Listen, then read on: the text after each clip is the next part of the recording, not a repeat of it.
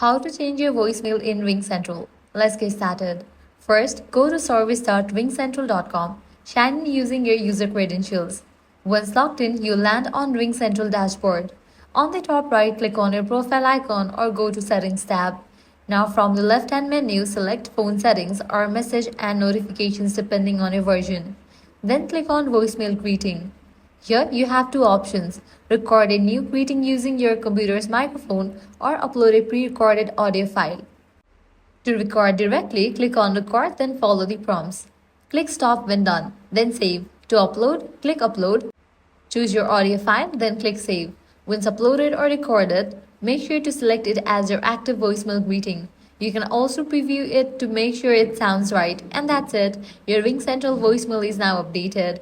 If this guide helped you out, do not forget to like, share, and subscribe. Thanks for watching.